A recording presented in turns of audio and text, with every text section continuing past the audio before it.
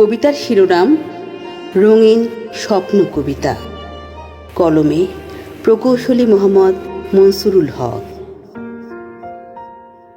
বাংলায় রচিত রোমান্টিক কবিতার বিশেষ স্থান দখল করে রেখেছেন। নারী পুরুষ নিয়ে এই বিশ্ব চরাচরে বর্তমান হতে অনাদিকাল চলছে। নরনারীর সম্পর্ক বিবর্জিত সাহিত্য চর্চায় আবহমান কাল হতে চলছে। প্রেম কাহিনীর রঙিন স্বপ্ন কবিতা কল্পনা করা প্রায় অসম্ভব মনে হয়।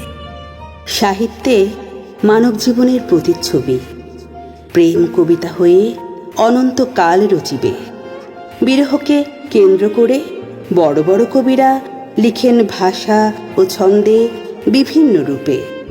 মনের গভীরে প্রথিত অনুভূতিকে সঙ্গোপনে বাঁধিয়া রাখে কবিতায়।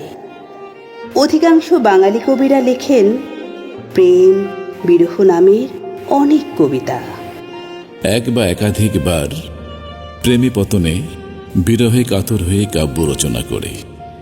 প্রথম জীবনে বিরহে কাতর না হলে এত সৃষ্টিশীল প্রতিভার বিকাশে প্রতিভা বিকাশ না ঘটিয়ে কবিরাও প্রেম কবিতার গুরু হয়ে উঠতেন না। আমিও জানি প্রেম বিরহের কবিতা লিখতে পারবো, তা বিশ্বাস করছে না। জীবনানন্দ দাশ তার প্রেম কবিতায় বনলতা সেন বিরহে নিঃসঙ্গতাকে কলমের কালিতে দেখিয়েছেন। শুধু বাংলা সাহিত্যে একমাত্র অতুলনীয়।